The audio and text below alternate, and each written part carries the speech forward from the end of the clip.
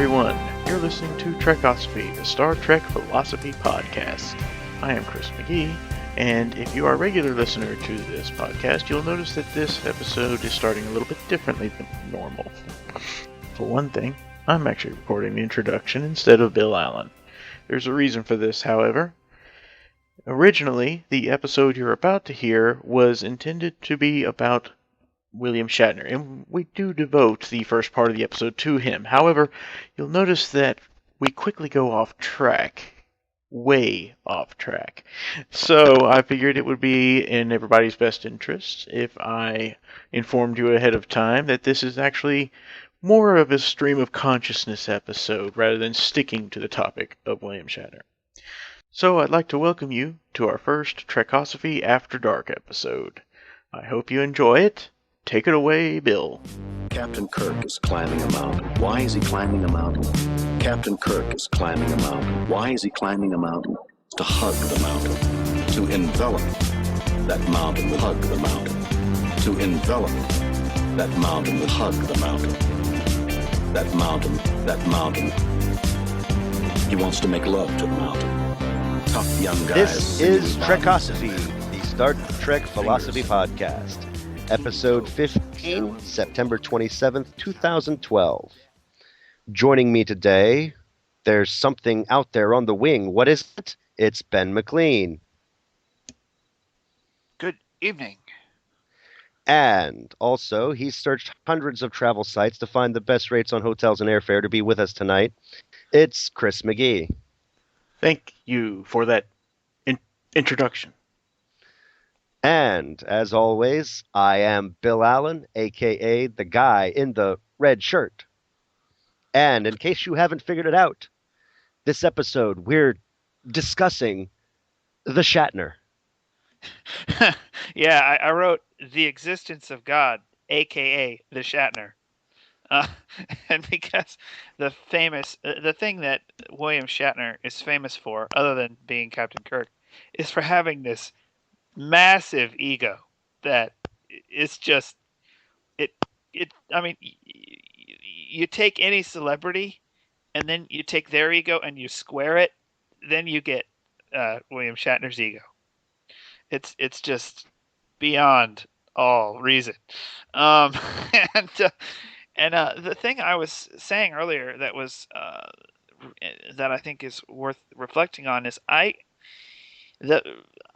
think he doesn't actually get it from the fans. I don't think it's really the adoration of the fans going to his head. I think he'd have the same massive ego even if the fans weren't there. Now, the fans are to blame for his getting embittered and stuff, which has happened, and some of the extreme behavior that have kind of, I think it's the guy's own fault that he didn't get included per plans for the recent J.J. Abrams Star Trek movie. While Nimoy did, because he's gotten a reputation of being impossible to work with. Now I hear he's mellowed out, but still, for a long time there was he kind of has typified a sort of psychological process that a lot of Star Trek actors have gone through of stages of embitterment and then eventual acceptance of their sort of peculiar social role that they have. You know, it's really not like being on an actor in any other show, or any other films. Even back when he first started out, I mean, it was something new and unique. They'd had ray guns and rocket ships on TV before, but there had been nothing quite like Star Trek. And when you watch those early Star Treks, even the Star Trek writers didn't quite know what they had because it had so many different styles and feels, but part of what held it all together was William Shatner. In the original series? Oh yeah, Yes. the man's very talented. He definitely is. And now he's sort of come to stand oddly for this sort of macho-ness that, and I guess he did in the 60s too, But yeah, he seems to sort of stand for macho-ness in some undefined way, don't you think? I wouldn't call it undefined. I mean, how many women a week did he sleep with on the show? Yeah, I mean, he had the look. He wasn't the chiseled, rugged kind of look that you got from the Clint Eastwood. 50s and 60s. Yeah, Clint Eastwood back in the 50s. You go watch some early Rawhides and see him when he was just a scrawny kid. Or go watch a John Wayne movie from the 1930s when he weighs all of 100 pounds. He's Oh. 6'4" and weighs 95 pounds. I mean, the guy was a string bean. But when you You look should. at Kirk Oh. sitting in that chair, I mean, it's not quite the crew cut, but it's pretty close. It's a James Dean crew cut, is what it is. So he's still got that 1960s military bearing we expect from the leading man who's going to stop the flying saucers. He's got the almost got the square jaw. He's got the piercing blue eyes. He's got that crew cut, but he's got the James Dean look. So he's soft and chicks dig him. And he has the smile that melts women's hearts just by looking at it. Exactly. So he embodies both Everything. aspects of the Oh. manly man. He's rugged, but sensitive. Yeah, and I was going to say he's everything nerds aren't and wish they were. There you go.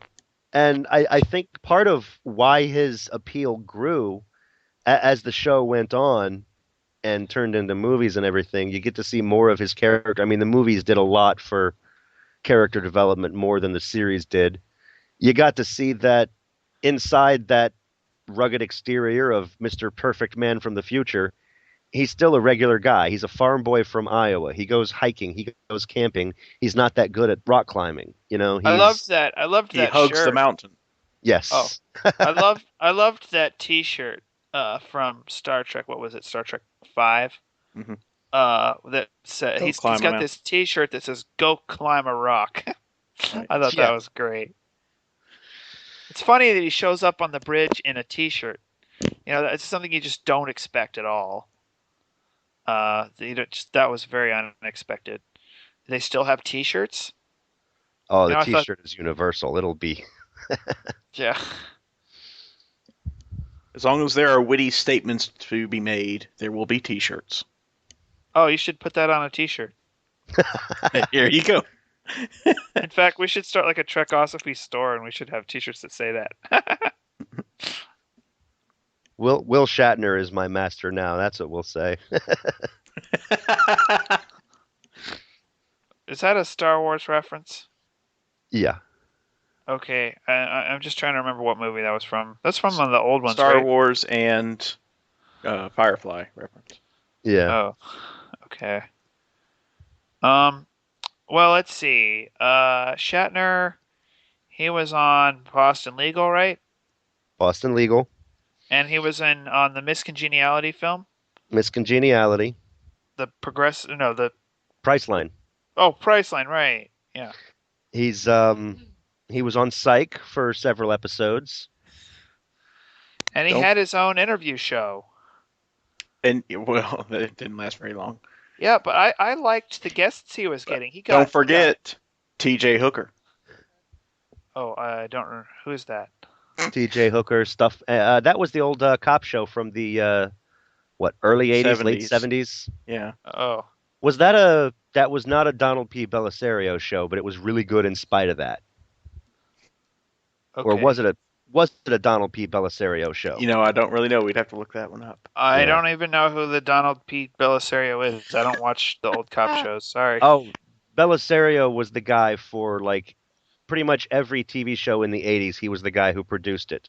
You might have Quantum Leap was Quantum one Leap. of his. Yeah, that was probably the one we'd know most. I think he also did the original Battlestar Galactica, didn't he? I think that was one of his. Okay. Well, I was going to say about Shatner's interview show, I thought it was really good. I mean, I liked the guests he was getting. He got a whole bunch of interesting people. I loved the Judge Judy one, and he got Weird Al.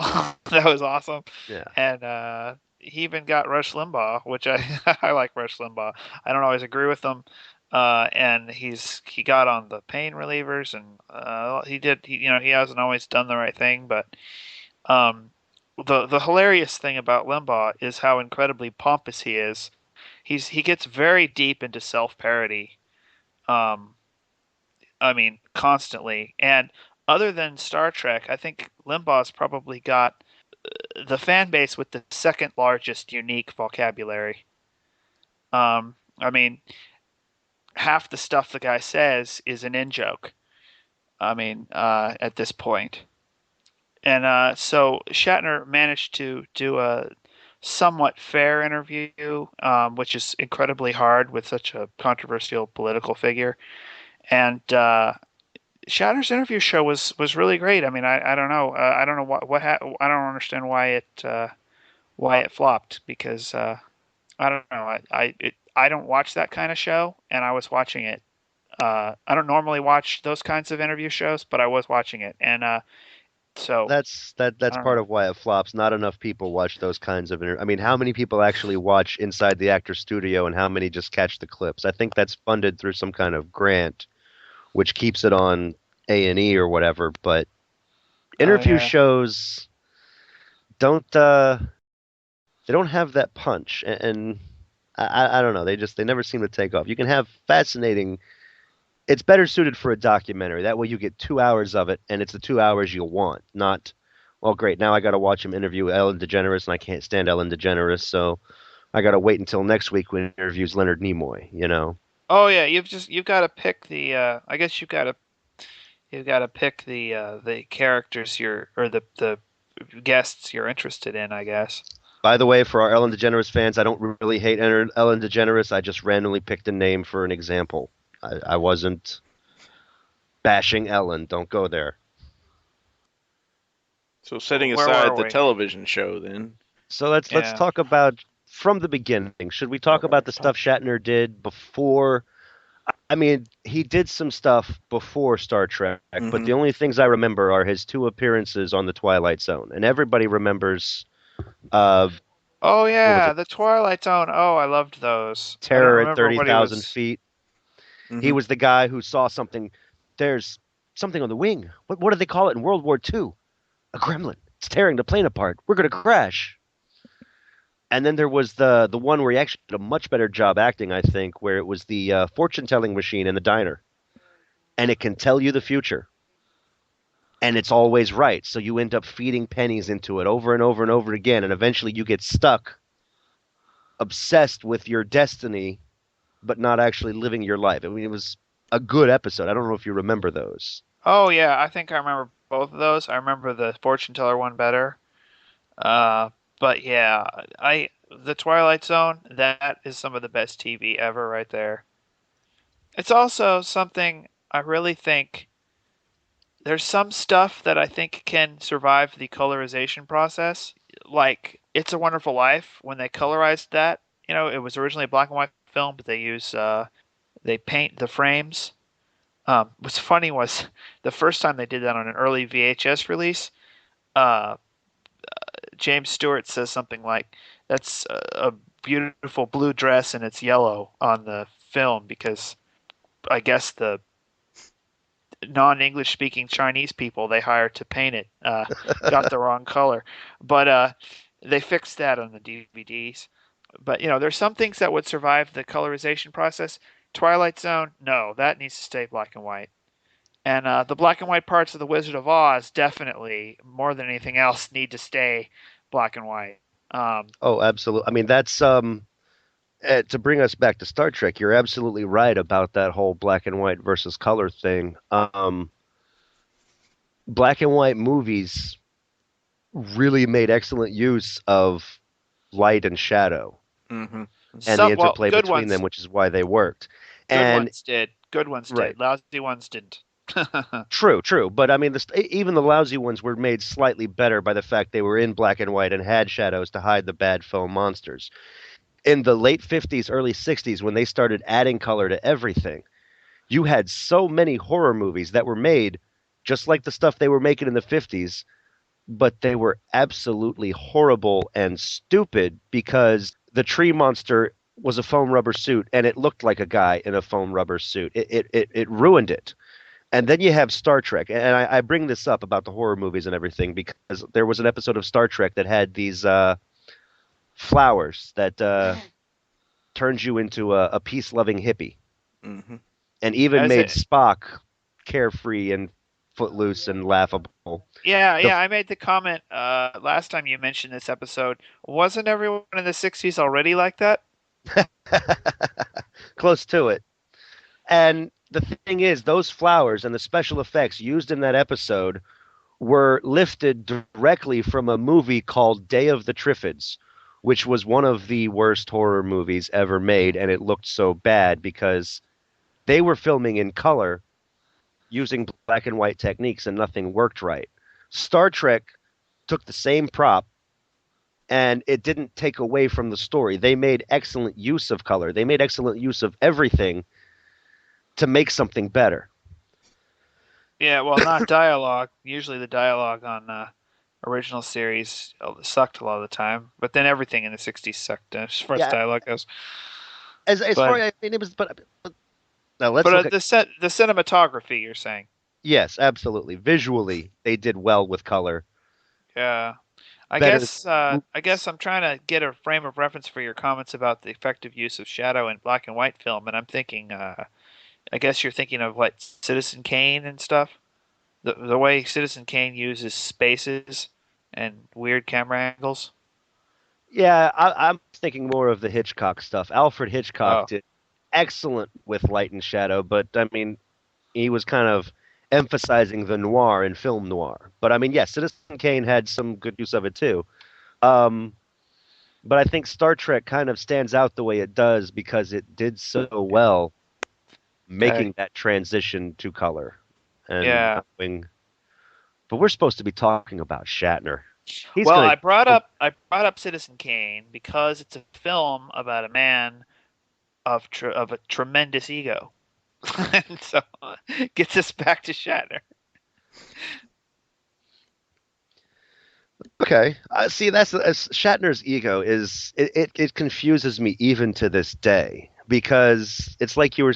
I mean, I don't even know if it's a cycle like you were saying where first he was one way and then he hated Star Trek and then he loved Star Trek. I mean, the guy is back and forth all over the place, and it throws me for a loop. I mean, he takes the Star Trek thing so seriously that he will do this nice little 30-minute documentary about why Captain Kirk was climbing the mountain and what it really means, man's inhumanity to man and the expression of the inner ego and the id. And I mean, he goes on in detail about what it all means to the entire universe. And then you're going to see him on Saturday Night Live doing a spoof of himself. Oh, really? I don't think I've seen that. I should probably look it up. Yeah, he was a guest on Saturday Night Live and he was making fun of himself. And then you'll see him doing an interview and he sounds like one of these art house snobs that are just in it for the attention to serve the ego and prove their vast superiority over the rest of the species. And it's an odd kind of thing with him. He goes back and forth. He goes back and forth. I mean, the guy can do anything acting wise, and he has. He's played it straight. He's played it wacky. Do you remember that show, Stuff My Dad Says, that was on for, what, a season and a half until it got canned? Lasted that long? Maybe it was just one season. It was a good show. It was almost like the 21st century version of Archie Bunker. Hmm. And I think part of why it was as good as it was because William Shatner was in it. I mean, it still got canceled because I don't know why it got canceled, but it shouldn't have gotten canceled. We need more Shatner on TV. Yeah, there's a lot of shows that make you feel like that. Like, this is such a great idea, and then it gets canceled. And then you Ah, have Shatner in the Priceline commercials, which are a story in and of themselves in a lot of ways. They killed him off, and then they bring him back. wait, he died in a Priceline commercial? Yeah, he died saving a bus full of nuns and endangered animals, apparently. He told them about savings right before, while he was pulling them off this bus that was teetering on a cliff. They did 3 or 4 episodes where they're interviewing survivors of this bus crash, the last people to see him alive. And he saved this bus full of nuns and endangered animals, and it cost him his life, but he still taught them about savings. I Oh mean, my gosh. it's They like it was an odd kind of, if Shatner's going to die, it's going to be saving a bus full of nuns, and it's like they're feeding his ego and making fun of him at the same time. And part of me thinks he was behind it all. It was his idea, because now they've got a new commercial out that has William Shatner in it again, and it's the closing scene from Point Break. He faked his death, and he's about to surf a Mondo wave, and this FBI agent tracks him down and talks to him about savings. But it's the closing scene from Point Break, Keanu Reeves and Patrick Swayze. Oh, I thought if they were going to bring him back to life, I figured that they'd get Nimoy to do this sort of reverse spoof on the end of The Search for Spock. They actually did that in the novels. I read Shatner's first series of Star Trek novels. Yeah, the Shatnerverse. That was actually a lot of fun. I wish they would have pursued making films of those. It was interesting to read because it was another of those things where, part of me thinks, wow, Shatner kind of is conceited. He's writing a book where it was almost like fan fiction, where when a fan writes fan fiction, and then this guy named Joey who lives in Brooklyn meets the crew and he helps them save the universe, because the guy who wrote the story is Joey from Brooklyn. And when you read these books, it's okay. And then Captain Kirk comes back to life and he helps Captain Picard save the universe. So it almost looks like fan fiction, and it's like William Shatner does not want Kirk to die. He is the Kirk. He will keep the Kirk alive. He is. Yeah, well, one thing to remember about those is that they're ghost written. Yeah, somebody else. It was a writing duo that had done a lot of Star Trek books, and that's the thing. So it actually is fanfic. But that's the thing, when you read the fanfic that is authorized. the way I was reading it and thinking about it, I got the feeling that he came up with these concepts. How do you tie in a lot of the stuff from the original series and the movies to the next generation? And he had these clever concepts. V'ger was connected to the Borg. Yeah, the same aliens who modified V'ger were the aliens who created the Borg. And the way things tie together, it's Shatner's coming up with the ideas, and he's getting a writer to make them into a story. But I think it was Shatner's ideas. Okay. And it wasn't just about, and that was the thing. It's like the guy is, I'm going to keep Kirk alive because I'm that awesome and Kirk's that awesome. But at the same time, he kind of is that awesome because they were really good ideas. And it's like you can't hate him for being an egotist because he has the talent to back it up. Well, yeah, Kirk is certainly a great character, not just in film, but as a literary character.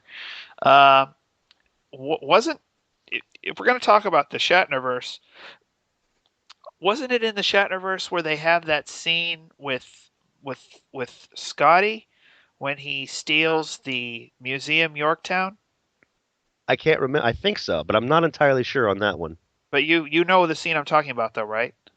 It rings a bell. There have been so many Star Trek books; it's hard to keep straight. Scotty, Scotty, this happens in the books, and I'm pretty sure it's in the Shatnerverse. Scotty goes to the USS Yorktown, which has been turned into a museum, and he goes there to get, I think it was Romulan cloaking device, which is on display in the ship. And of course, it's a hundreds of years old ship. It's the same model as the original Enterprise. It's just the Yorktown instead of the Enterprise. And Scotty, since he knows the insides of the system in and out, and it's never been dismantled, it was retired and turned into a museum. So it's just in space dock, just sitting there, and Scotty knows the insides of its systems inside and out more than anyone else living.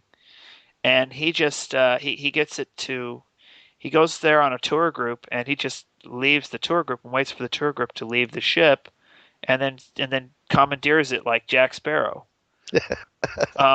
and it's hilarious. There's this whole succession of scenes of him doing it, and it's just brilliantly written. It's got to be one of the best scenes ever in any Star Trek books. And I'm pretty sure it's in the Shatnerverse. But it's sort of, I think it was right around the time when Doohan passed away. So I think it definitely captured the essence of who Scotty is. That So scene. this was the Shatnerverse. Is this the series of books that I've heard about, where Shatner? I mean, it takes place right after Star Trek Generations, Yes. where the Borg find Shatner's body on that planet and bring him back to life and so forth. Yes. Yeah. Okay, see, I have not read those yet, but I've heard Yeah. about them, and I've heard that they are very kind of second rate. Well, I mean, they're It depends on what you like. yeah. I mean, they're the bits and pieces and how they start tying everything together worked really well. But yeah, I mean, it's better than fan fiction, even though it does a lot of times seem like it, the way it feeds Shatner's ego. The first one in the series is a little. It actually takes place right before Generation starts. And in the movie Generations, there's that brief scene where a reporter asks Captain Kirk what he's been doing, and he just says keeping busy. Well, what he'd been keeping busy with was finding this planet full of Klingon Romulan hybrids, part of some kind of Cold War destroy the Federation colony that didn't pan out and was living on its own. And he falls in love with their leader because she's this young hot chick. And he gets that one. He's an old guy and he's feeling old, but he gets that one last romp, not just romp, but adventure. It's not just about the girl. He has an adventure. Him and Scotty take the old Enterprise that was decommissioned and dismantled, and they install Romulan disruptors on it and get it serviceable so that this planet has a ship to defend itself.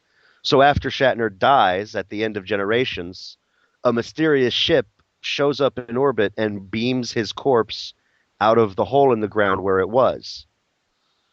And eventually his Klingon Romulan girlfriend saves him from the Borg, and they continue to have adventures in the next generation. Yeah, and the circumstances of his getting resurrected felt extremely contrived.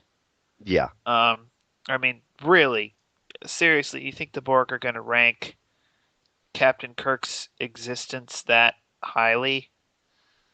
Is anyone? I mean, yeah, maybe he was a hero hundreds of years ago, but yeah, it didn't make logical sense. But if you can get past the illogical premise and try and think a little bit more like McCoy and a little bit less like Spock, then you can definitely enjoy those if you enjoy the original series characters, especially the way he writes Scotty. He writes Scotty really well.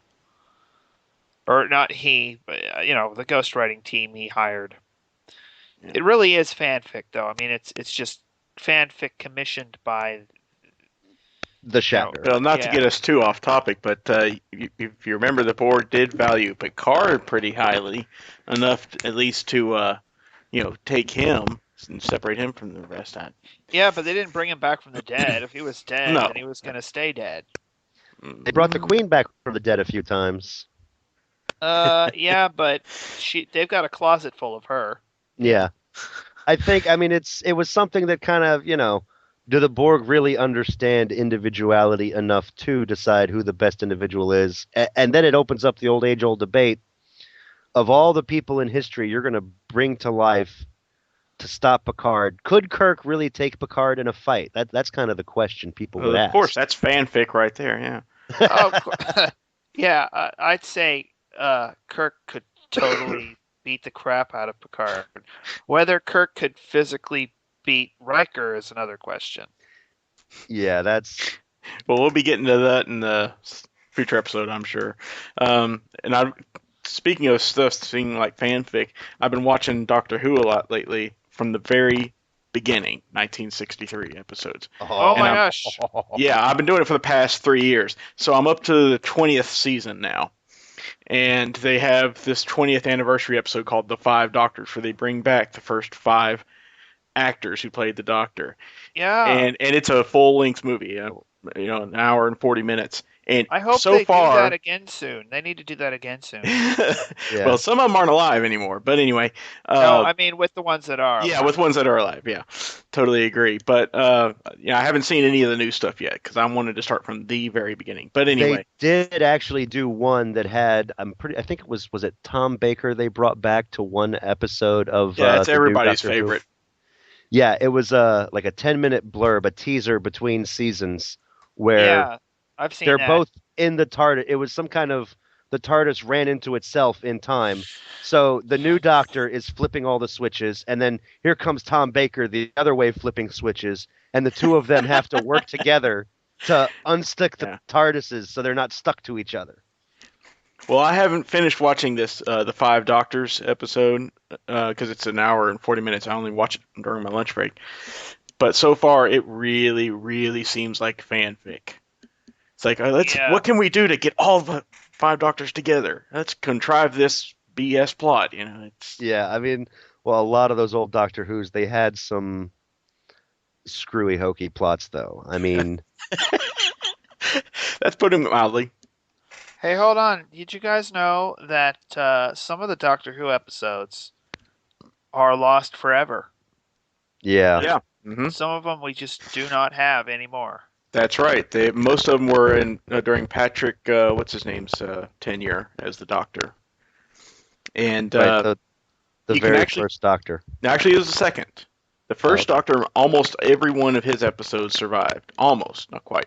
Yeah, there were a few that disappeared, but But it was the second Doctor. Most of his episodes were overwritten because of BBC's policy back in those days was to reuse tapes. Huh. So, but you can actually, strangely enough, you can actually still watch those episodes. People have posted them online on Daily Motion and such. What happens is they take still images that survived and couple it with the audio track. So, and they might put some text up in the lower third for context to let you know what's happening if there's no dialogue at that moment. Wait, you mean So the ones that are lost? Yeah, the episodes that are lost, that are gone forever, somehow the audio has survived. I don't know where they get the audio Oh, wow. track from. well, back in the day, they record audio and video on separate tapes. I have no idea. I guess so. Oh, wow. Yeah, I've often lamented since I've been getting to C.S. Lewis that almost all the recordings of his radio speeches that made him famous are gone. We have some very short clips, but that's all. Yeah, and I'll be honest, it's kind of tough to watch those missing episodes because all you got is a slideshow of pictures along with an audio track. Yeah, but you can get through them. I was able to get through them. You can get If that and just- when- if and when I've- somebody ever oh. builds a time machine, the first thing they're going to do is go back in time. I mean, it makes sense. It's going to be something like Doctor Who that inspired them to build the time machine. Of So course. that's what the first use of a time machine is going to be for, is to save the lost Doctor Who episodes. I don't know if that's meta humor or if that's just... And if they don't build it out of a police box, I will be sorely disappointed. Yeah. I'm thinking they're going to build it out of a car, and it's going to be a DeLorean. Yeah. There'll be a race between two competing time traveling makers. You've got the Oh, yeah. DeLorean. You've got and the rose quartz crystal from Wells. right. His H.G. Wells had the it was best described as By the way, as the Elton Doctor, John's swamp boat. Elton John's fan boat. That's what it was called. Doctor Who, the episode you're talking about is called Time Crash. What I would like to see them do is get all of the actors that have been in the 2005 reincarnation all crossing paths, all three of them, the 9th, 10th, and 11th Yeah. Doctors, and they might do it after they get the 12th, because Matt Smith, brilliant as he is not going to last forever. I started watching Doctor Who with the 9th Doctor, the 2005 I've seen all the episodes since the revival. I haven't watched very many of the old ones, though. I watched a couple. The ones written by Douglas Adams. Watched some of those. Oh yeah. Another one. Yeah, I grew up. Actually, it was part of my Sunday rituals. I'd watch Doctor Who on PBS, and then I'd switch over and watch the Godzilla movie on the local station that didn't have a network affiliate. That was my Sunday ritual. So yeah, I got to see a lot of the 70s and 80s Doctor Who's and the wonderful cast of characters. Got to laugh at a lot of the silly costumes and. Are you guys following the current season that's airing right now? Yes, I've watched the first 2 or 3. I think I've watched up to Dinosaurs on a Spaceship. I have you not haven't seen seen any of last them season? yet, and I will soon, eventually, once I finish with the old series. I'm going chronologically. They're brilliant, and I think it's really sad Amy and Rory are leaving. And that's not a spoiler because they've announced that all over the place. Yeah, I've already Right. heard about that. This Saturday should be Amy and Rory's last, I believe. I'm surprised they went as long as they did. I mean, for new companions, they've lasted longer than most. Yeah, but or wait, didn't some of the ones in the old show last longer than these guys? Well, sort of, but not really, because I mean, the old show, they didn't have, I mean, they do what, 5 or 6 episodes in a year sometimes. Yeah, that's So- about right, about 6 or so. So if not somebody as was many on, episodes. yeah, they were on 5 years, it's still only like 15 episodes. Okay. But the episodes usually split into like 4 parts. See, Right. They crossed over. Doctor Who crosses over with a bunch of other Doctor Who spin-off shows, and there's one of them, the Sarah Jane Adventures, I believe it's called, yeah, Yes. about his K9 and Company, and whatever. Right. Yeah, and Matt Smith actually appeared on the Sarah Jane Adventures as the Doctor in an episode with a whole bunch of previous companions. So that one is actually worth looking up. I'll have to check that out. And at I some forget point. exactly where it fits into the 11th Doctor's continuity. It's in there. I remember figuring it out, but at one point. But He's a time traveler. Continuity's not quite as Yeah. fixed as you might think. well, yeah. But from a writing perspective, they do keep pretty good track of where the Doctor is relative to his personal age. Yeah. I mean, they don't keep track of exactly how old he is, but they do keep track of which things he does in what order. Yeah. The other thing about those old doctors is they didn't quite recycle companions the way they do now. They would he had 2 or Yeah. 3. One would leave, the other 2 would stay, and then he would get a new one. So it wasn't all at once, I've got a new companion. Yeah, now Yeah. currently the one I'm watching now, he's got a couple companions. One of whom is named Tegan, and she's been around for a few years so far. Oh, I remember. Which Doctor are you on? I don't know what the 20th season is. That's with the 5th Doctor, right after Tom Baker. I can't remember his name. Oh, okay. The blonde-headed, short-haired. Yeah. Who is? Yeah. We do have the internet at our fingertips. I can't. Yeah. believe Did I mention that? Did I mention that the one with Matt Smith and Tom Baker is called Time Crash? Mm-hmm. Right. Okay. I really think coming up soon, and I'm betting it's either this season or possibly next season, but I'm betting this season. Peter They Davidson. are- That's the one I'm watching now. Peter Davidson. Peter Davidson. That was the one Yeah, I but think I which- grew up with. Which Doctor is he though? He's the The 5th. Oh, okay. Yeah, he's right after Tom Baker. Alrighty. Well, I was gonna say they're going to bring the Time Lords back as a race. Again. Yeah, I mean, Oh, jeez. it's inevitable, but I really think killing them off as a race has always been a stupid thing to do because they're an obvious source of conflict for the Doctor. Killing off what race? I'm sorry, I didn't hear you. The Time Lords. I think the Time Lords as a race are coming back, and we're gonna get to see what Doctor Who's the Gallifrey planet looks like at some point. Well, we've seen that many, many times in the older episodes. Yeah, Yeah, in but the I mean, old episodes, he got He got often. recalled several times. Yeah. In Yeah, fact, he's they on had, Gallifrey now in the 5 Doctors. But anyway. Yeah, Peter Davidson was the 5th Doctor. You still have Colin Baker and Sylvester McCoy to go through. Mhm. And then just to follow the McMahon. continuity, you got to watch the the American TV movie because that was technically the Eighth Doctor, even though he only had that one movie and that was it. Yeah, that's what I've heard. And it was Because a pretty lousy movie. it wasn't that bad. I mean, compare it to the production values on some of these shows from the 50s, 60s, and 70s. It for what it was it's 1999. It's the end of the world. It's America. Oh, by the way, here's Doctor Who. It was using a lot of memes from the era, and it started out with Sylvester McCoy. He was in the first 15, 20 minutes of the episode, and then he got mugged and died.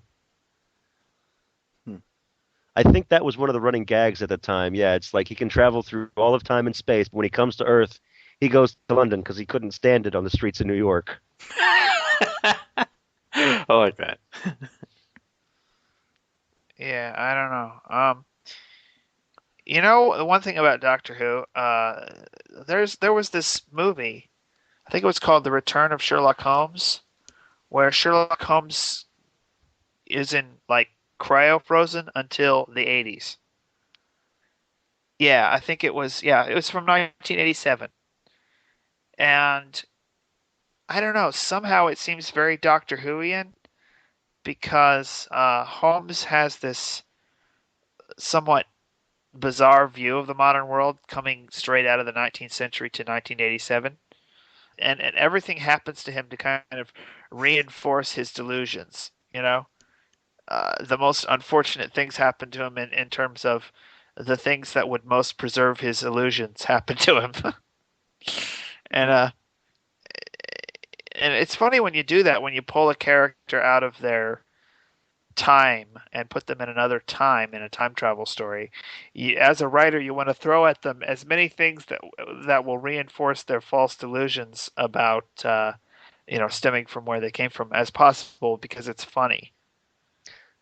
Something else, since we're on time travel, I did want to mention this because it cracks me up every time I'm on Facebook and I'm reading one of your posts. My Ben, posts? one of your posts, Ben, yes, because you occasionally make reference to the Church of the Latter-day Saints. Oh, and yeah. you abbreviate it LDS, which is the common shorthand. Every time I read it as LSD or something like that. No. Well, sort of. Every time I see it, I'm flashing back to Star Trek IV, The Voyage Home, where Shatner says about Spock to the lady, "Yeah, he was kind of busy at Woodstock. I think he did a little too much LDS." Did he say that? Yes, he He did. said that. That was he was trying to blend in to the 20th century, and he didn't quite have the lingo right. Yeah, that's funny. It flashed back to the old episode. It wasn't a time.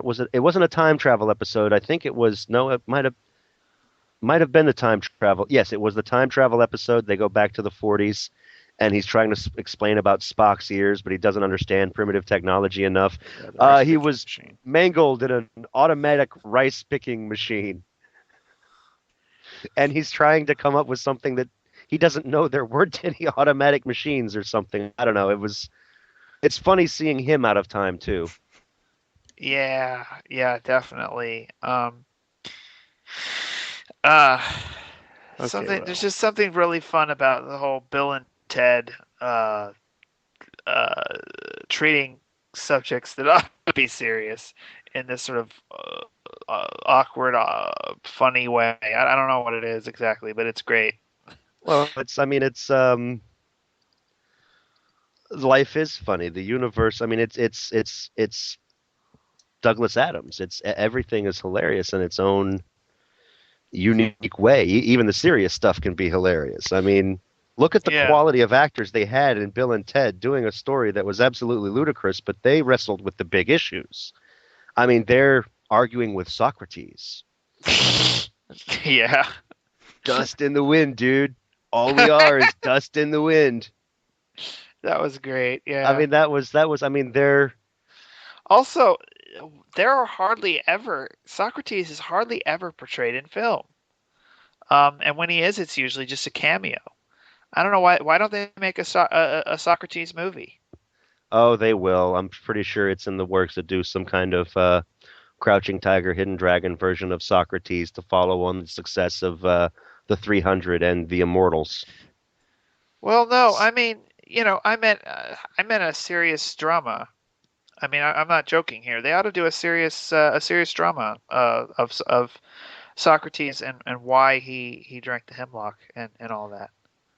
It would be good to watch, but the kind of people who usually watch the serious dramas just like to drop the names and don't like to actually know what's going on, I think, if that makes sense. Oh, really? I'm not sure what you mean. Sorry. I'm a movie snob. Well, I'm a Oh, slob snob. oh, so if it's not got famous people in it, then forget it. No, it's more like there's two kinds of movies. There's art movies and there's entertainment movies. And Oh, I like the entertainment movies. I'm probably one of the few people in the world who will tell you I liked the American Godzilla movie and I enjoyed the American Godzilla movie. But there are people out there who will not go watch a superhero movie. If they're wearing brightly colored tights, they won't take it seriously no matter how serious the story is. It's just a stupid movie. So you're the one that keeps getting these Transformers movies made. Yeah. yeah. We Come should on, the first one burn was you at good. the stake. I The mean, first one was passable. It wasn't good. It was passable. The second one, plot. No, Suckland, and the third one was I haven't seen it. Well, I mean, plot wise, yeah, but if you go watch a Transformers movie for the plot, you're making the same mistake that art snobs make. You don't watch a movie like that for the plot. It's a combination of big explosions and chase scenes. And the cars in the chase scenes transform into robots and make the big explosions. you It's check your brain at the door, sit yes, down, have a good time. it's That's eye basically candy, what it is. it's entertainment. And I have to agree with you. I like these eye candy movies too. And sometimes I'll watch an online reviewer tear one of my favorite movies to shreds, and they're absolutely right. They make valid points about all the plot holes and terrible acting and so forth and so on. But you know what? I don't care. I still like whatever movie it is they're You reviewing. know, I Exactly. And really feel like uh, Transformers could have been a little bit more intelligent than it has been. It really could have. Because this whole thing about the Decepticons and who they are, you could have given the Decepticons an evil ideology. You know, given it more, just basically more reason to be happening than than there was. well, I will say in the defense of the movies, ever since I got my Kindle Fire for, I got to thank my wife for that wonderful anniversary presents. I've been watching all the downloadable free films and stuff, and I've been watching the original cartoons from the 80s, and Oh yeah. oh, they are so incredibly horrible and full of plot holes, and like you would not believe. First episode, Decepticons and Autobots are all on the same ship when it crashes, and they're all powered down in the explosion. The automatic ship systems come up, randomly pick a robot and fix him and bring him back online, and it's a Decepticon. So he drags all the other Decepticons into the fix it machine's ray beam range, and they all get fixed. And then what do? They fly out of the ship. They leave the ray beam machine there. They leave all the Autobots laying there, and they just fly away. This is not a smart move when you're dealing with enemies. And yet they don't explain why they decided to up and leave. They just needed to get them on Earth and in two separate camps. And so, I mean, when you have plot holes and bad parts in the new movies, it fits the old cartoon that was that cheesy that we just remember fondly. Yeah, And there are also all these subtle little touches that are just nice to notice that show there is some intelligence behind it all. It's not intellectually stimulating all the way through, but they do subtle little strokes here and there in the opening scenes of the third movie. I haven't Um, seen the third movie yet. That's Neither the have I. Dark of the Moon, okay, right? yeah, I'm sorry. I'm sorry. I was so mildly annoyed by the first one and just disgusted with the second one that I haven't even watched the third one. So Okay, has it been around long enough I can do spoilers, or do you not care enough I can do I spoilers? I don't care enough. You can do spoilers. Yeah, same here. Go You ahead. might it might Okay, be the only way you'd convince me to actually go get it. all right. In the first 10, 15 minutes of the movies, the little remote controlled robot, the little RC car that was The in the one that second showed movie, up in the trailer. Oh, it is in the second movie too. Okay. the little mini monster truck that was spying on the girlfriend in the second movie, Okay. he's living with LaBouffe. in his little apartment, and he's watching an old episode of all things, Star Trek, since this is Trekosophy. Oh, really? And he's sitting there and he says, "Oh, I remember this episode. This is the one where Leonard Nimoy goes crazy and turns all evil." He says that because that was the episode of Star Trek where Spock kills Kirk. I don't even remember that one now. The episode, or The episode. I don't that remember. was Spock going through the Ponfar ritualistic fight to the death. But it His didn't emotions kill him. were out of. course. Well, he fought him to the death. The only reason he didn't kill him was because McCoy drugged Kirk to make him look like he died. But technically, Spock fought him till Kirk died, so he killed him because he went crazy and at least he all thought evil. he killed him or whatever. Right. So that's what they say 15 minutes into the movie. Oh, I remember this episode. It's the one where Leonard Nimoy turns evil. Well, Leonard Nimoy is providing the voice for Sentinel Prime. Oh, in And Transformers. in Transformers, Leonard Nimoy is providing a voice in this movie. And by the end of the movie, you find out he's switched sides and is helping the Decepticons. Okay, so I guess they do have some remnant of plot then. Yeah, I mean, you don't go for the plot. The plot is just sprinkles. If it's a really good plot, it's full on frosting, but sometimes it's just sprinkles. Yeah, well, I guess it just seems like I don't know. It seems like they could have done Christopher Nolan Batman Begins, but instead they did Batman Forever in the second movie. So Yeah, I mean I don't know. I enjoyed them. Yeah, they could have been better, but I'm not going to say I could have made them better. I would have liked to have seen J.J. Abrams make these movies instead of Michael Bay. Michael Wasn't Bay. it? Michael Bay should be the producer in charge of special effects, though. But Yeah, the special effects in the Transformers movies, can't complain about those. The robots look really cool when they unfold and stuff. When they transform, whatever. You know, the whole Transformers thing was originally just a gig to sell a cool toy, wasn't it? Of course. right, yeah, Transformers and G.I. Joes were toys before they were cartoons. Yeah, so they never really had all that much story to them. Part of the point of them was you make up your own story. In fact, that's something that's missing from toys these days. They don't Well, make we can toys. lament the lack of children's imaginations some other time, maybe. Well, no, this Well, is relevant stuff. They don't make toys that are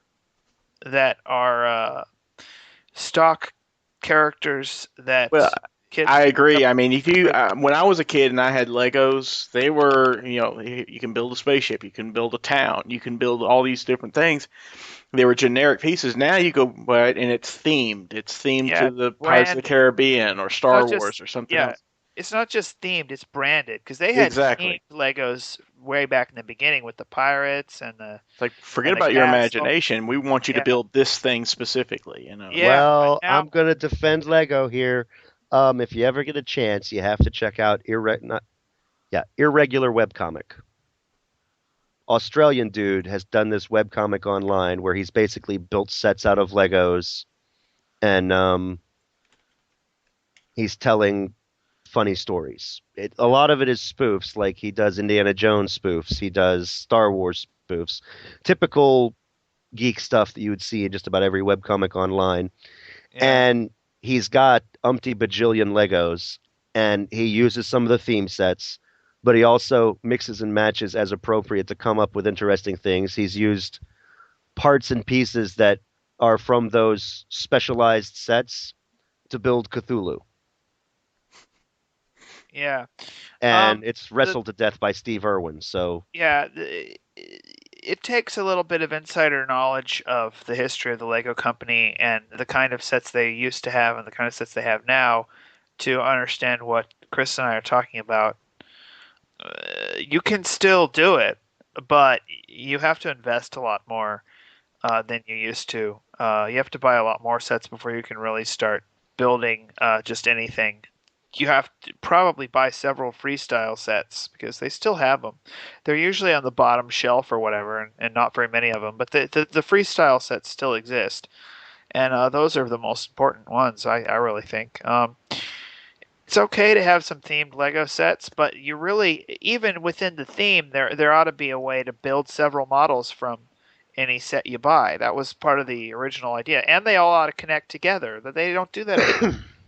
Well, they're not quite as bad as you make out. I just posted a link in the text box for another webcomic where the guy was having that complaint.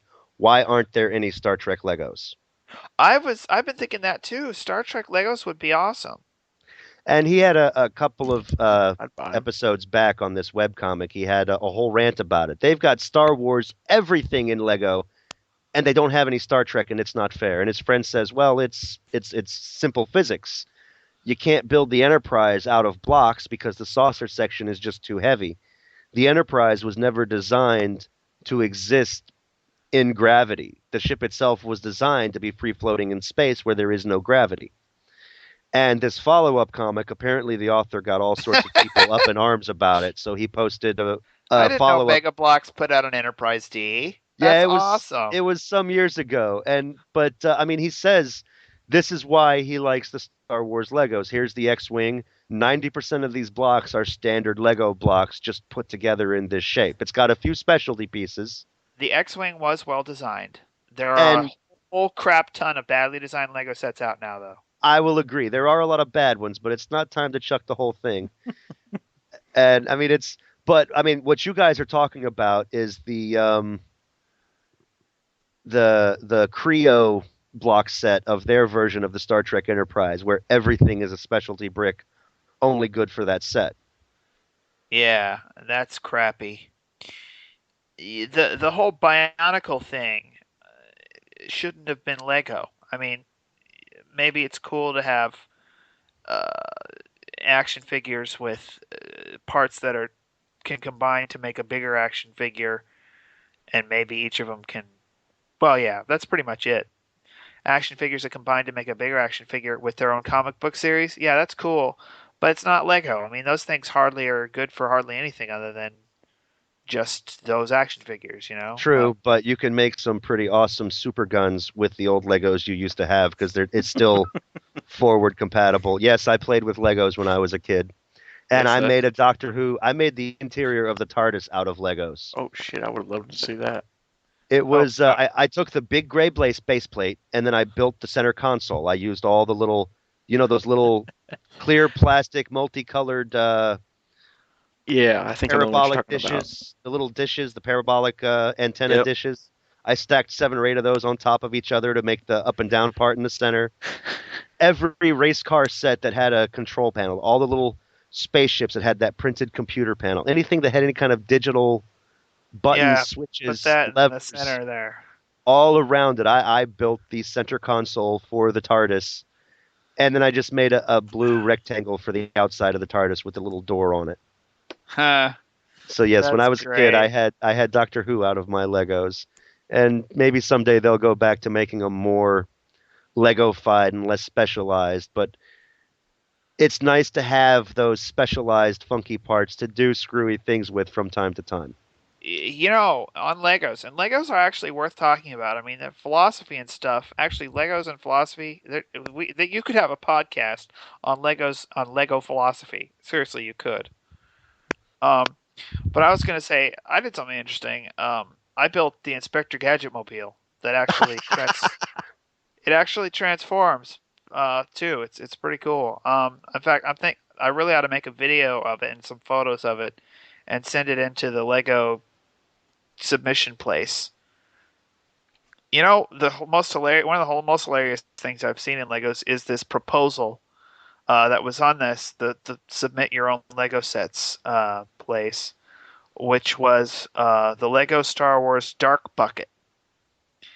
And what it is it's 99 stormtroopers and 1 Darth Vader in a bucket. And That it's would just be cool. and it's just cute as hell because there's these angry little scary guys. There's 99 of them, and they're in a bucket. It just you think of somebody playing the Imperial March on a kazoo. It's just I'm sorry. You know, and I heard every on time I say dark bucket, it just comes out funny. Okay, sorry. That was I one thing I wish they had done with those old toys was sell the generic stormtroopers dirt cheap. Yeah, for real. Because for the original Star Wars action figures, for the original G.I. Joes, Cobra Commander cost the same as Cobra Soldier number 2. So you'd Yeah. get like maybe one or two generic grunts, and then it's all specialty fighters. And when they finally got around to altering the prices to suit the action figure, it was a scam just to make money because they would only limitedly release like so many young Anakin Skywalker pieces. Yeah, I don't know. The Lego company and 3D printing. I And heard about that. Yeah. they have this sort of on again, off again relationship with the 3D printing people. On the one hand, Lego wants you to be able to print some compatible parts on your 3D printer. On the other hand, they don't want you to print all your parts on your 3D printer. They want you to order 3D printed custom sets from them. And so they're sometimes they'll say they're going to open sourceify different parts of the Lego system, and then they'll say they'll do it, and then the deadline will pass and they won't do it. And I don't know. It's like inside the company they can't make up their minds. Well, I'll tell you one thing that's interesting. I heard this on last Sunday's This Week in Tech show.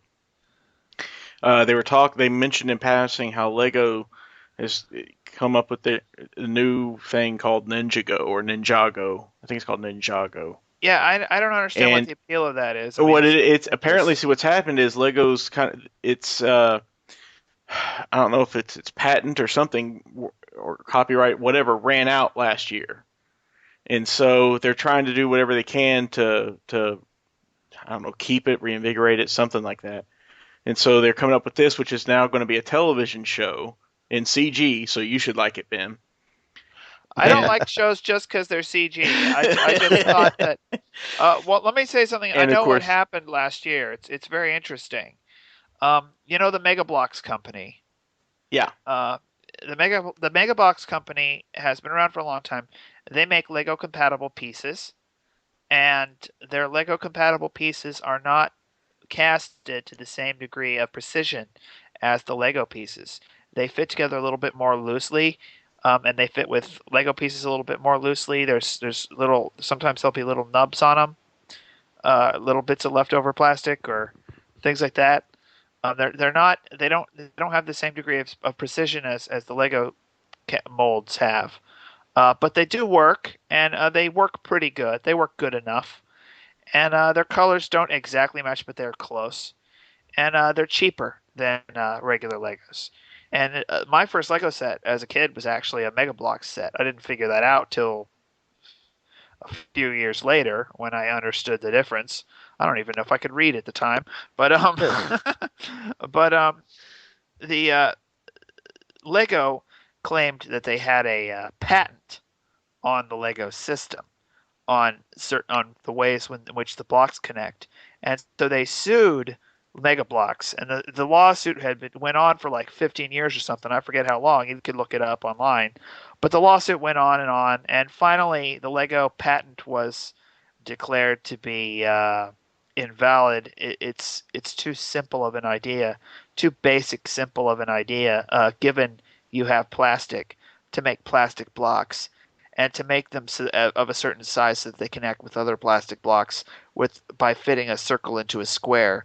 That's just too simple of an idea to patent. And so they finally lost. It went to the Supreme Court, if I remember right. Maybe I'm wrong, but it certainly went up somewhere. And eventually they lost. So now they finally figured out. It looks like we're going to have to deal in the free market. Oh no! So if the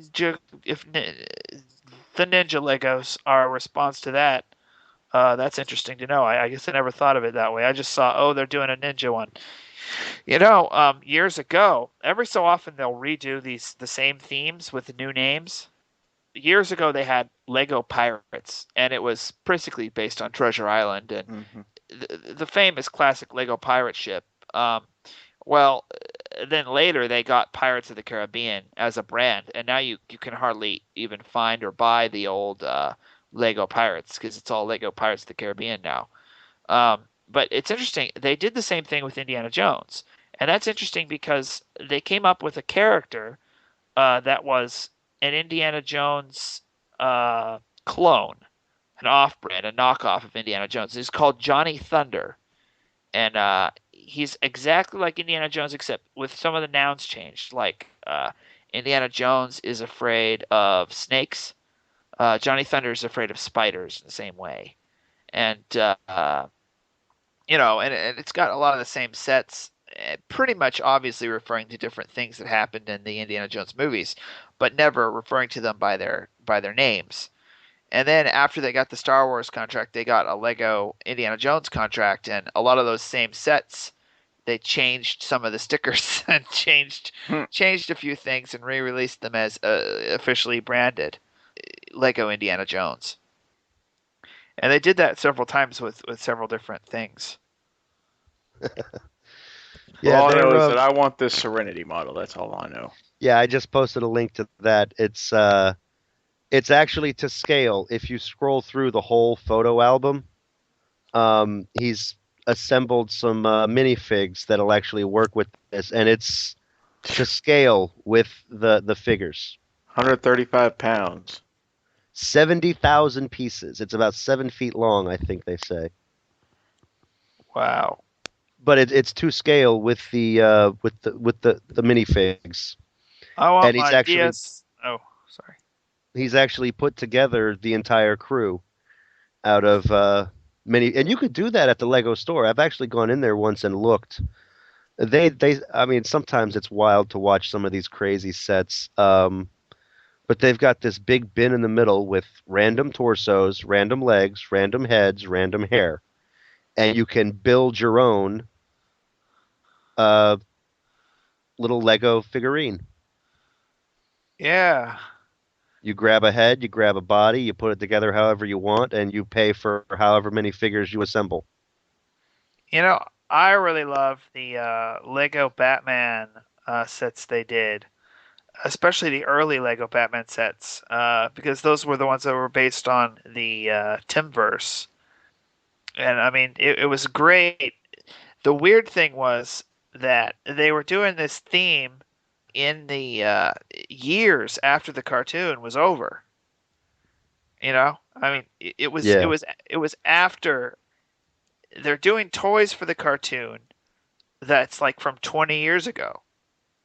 And it's like, wow, I thought cartoons were supposed to sell toys while the cartoons are going on, not 20 years later. And it's a testament to how great those cartoons were, I guess, that they'll still sell toys themed after them. Of course, obviously they're trying to cash in on the Christopher Nolan movie somewhat, but those weren't themed after the Christopher Nolan movie. Those were themed after the Timverse, and not even after the original comics. I mean, it was pretty clearly Timverse stuff, and I was like, wow, all these years later. They're making they have Minecraft Legos and Back to the Future Legos now. Oh, Minecraft? And that's yeah, there's a Minecraft Lego set. And I was gonna say, they had a Back to the Future knockoff, back in the late '90s, I think it was. They had the first Lego theme that had a story to it that connected with all the other Lego themes. Was called Time Cruisers, and it was a knockoff of Back to the Future. I mean, it had the scientist guy teamed up with the punk kid with the skateboard, and they had a time car. They also had like a time ship that like flew, like a time airship. Still, it was obviously Back to the Future, and they had comics where they would travel back in time to the sets to where the other Lego sets were. So they had the cowboy Lego set, and they would a few months back they would have the cowboy Lego sets, and then a few months later they had the time travel Lego sets that travel back in time to visit the cowboy Lego sets. And it was like, and the way that engaged kids' imaginations and sold the other sets, not just the time travel sets reinforced the sales of the other sets, right? Because if you buy the time machine, then you want to buy the historical place for it to go to. So you buy the pirates and buy the cowboys. Um, and so yeah, I mean it was awesome stuff. And have you guys? There's interesting stuff. The 3D printers now let you print out custom parts, and there's this thing called the Free Universal Construction Set. And I wish they hadn't chosen that acronym, but it's a wonderful thing for kids in everything but name. They are custom designed plastic parts that connect the different plastic construction systems together. I've seen Yeah, those. they also mentioned that on Twitter as well. Yeah, adapters. Yeah, and it's absolutely brilliant idea. It's something that we've wanted for decades.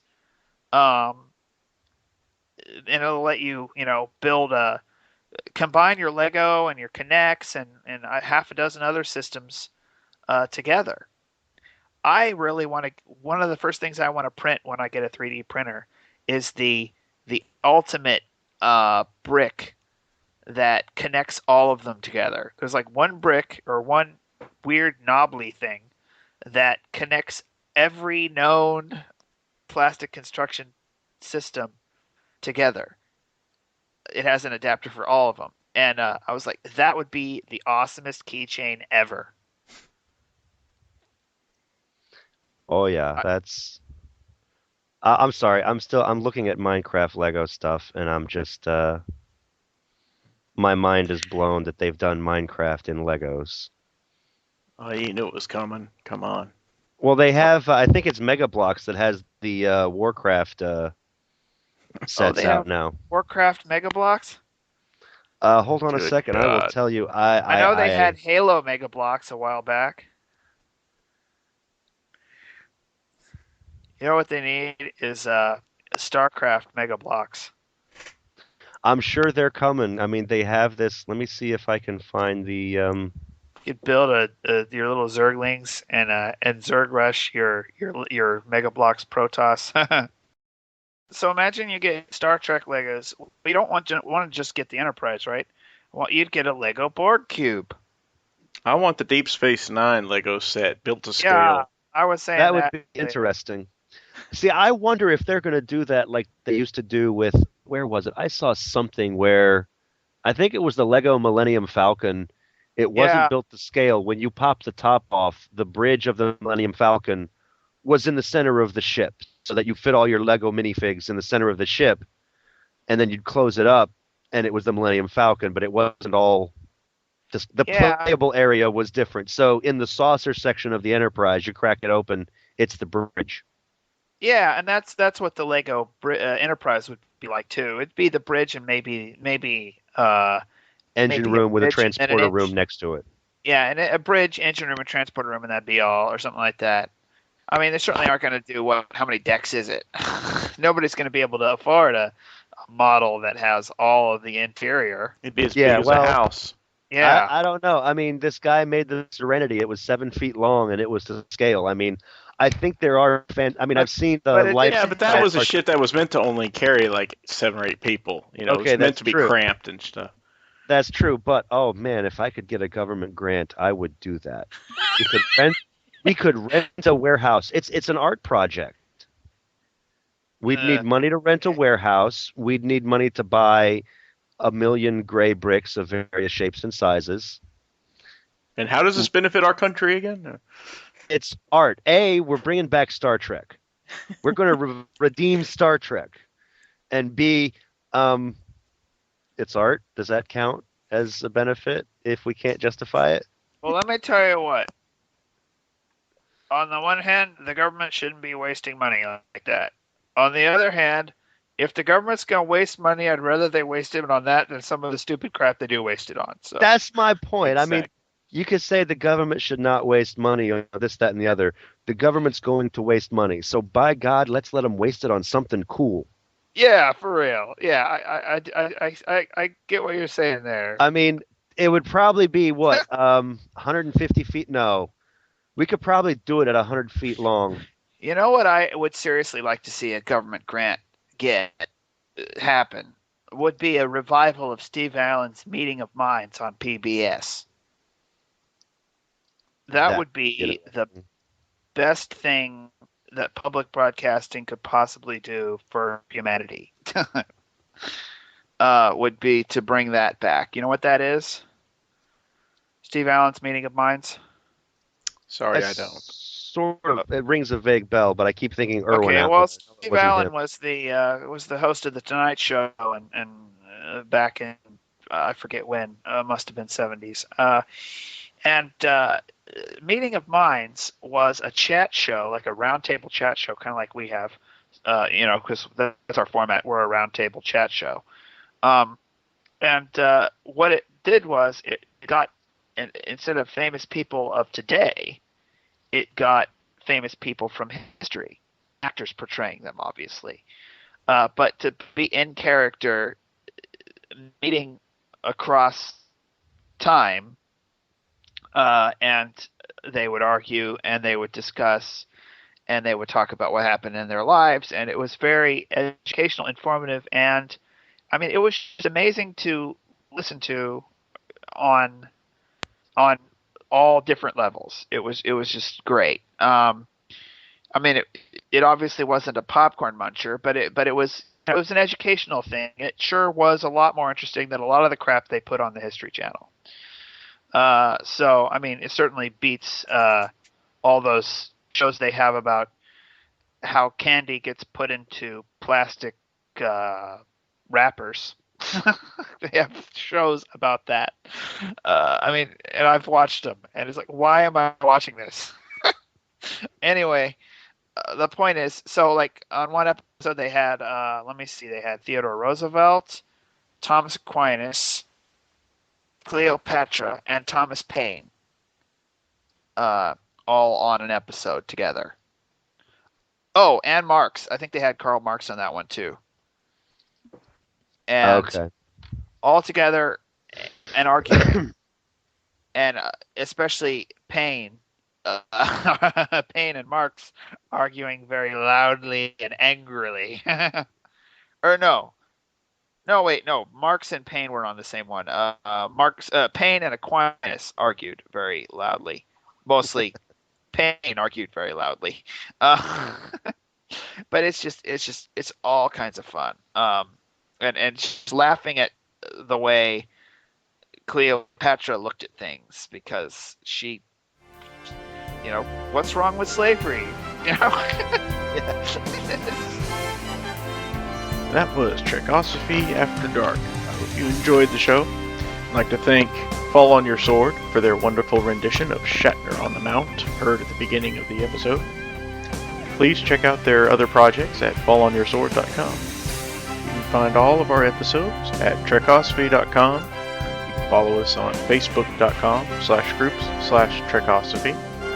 Also follow us on Twitter at Trekosophy, and you can email us at trekosophy@gmail.com. Also, please check us out in iTunes, and please leave us a review. Please join us next week, as we might finally actually get to that Doctor's episode we've been promising for quite some time. Until then, for Ben McLean and Bill Allen, I'm Chris McGee. Thanks, and take care.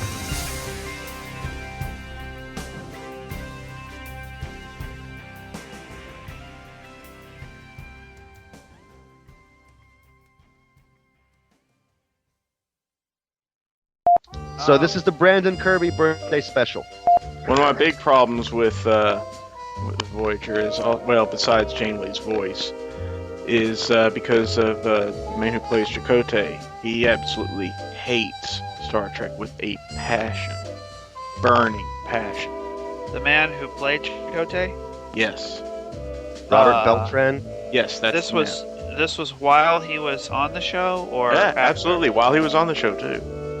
And so, Why? you know, when you go back and watch it, I've heard you can tell that a lot of times he's just phoning it in. If he hates Star Trek, why was he on the show? Maybe because he needed a job.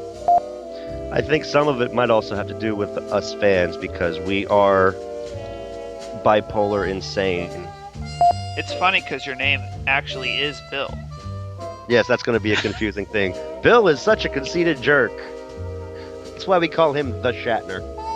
Yeah, except we didn't mean, the real Shatner. We meant you. We can always just, freestyle this one, spend an hour or so just randomly rambling about Star Trek and everything else and see what comes out of it. I mean... Yeah, try and do a no-topic topic. Yeah, no topic. No topic. All right, fair enough. Yes, this is the show about nothing. Why do people like Star Trek? Biggest gripe I have with what you just said about how much you like Voyager is you said you really like Captain Janeway, and I'm thinking, what on earth can you like? I mean, okay, no offense to the actress, but I have to say this: her voice is very grating. And after all this time, I still have not gotten used to it. I've watched the whole series. I still can't get used to that voice. Yeah, and it's gotten worse because now it's a smoker voice. She's got smoker. Yeah. I mean, it was already a smoker voice. Now it's worse. Now it's a super smoker voice. Yeah, I need to say something right here on the air to Brandon and Tim. Yeah, you guys decided you were going to go out and party tonight. It's Brandon's birthday. Happy birthday, Brandon. So you guys are out celebrating and drinking, and I seem to recall him saying that he didn't think he'd be, coherent because he was planning on drinking for his birthday. So this is his birthday episode. He got so drunk on his birthday, we became incoherent. We need to be semi-pseudo-democratic, unless it's really stupid, in which case I'll say no. Yeah. Now, if you happen to take one of our Trekosophy podcasts where we're discussing Star Trek and you play it backwards, we're discussing Star Wars. Oh my gosh. I think we're going to have to change this and make this just a freestyle stream of consciousness thing, so you're going to have to redo the intro, because this is good stuff. This is quality. Okay, it's not quality, but it's still good stuff. You could also try, when you're editing, try reversing the polarity. That usually works. Actually, you know what? There are times when you have to do that. For real. You really can reverse the... Oh, wow. I think you just made Bill's day.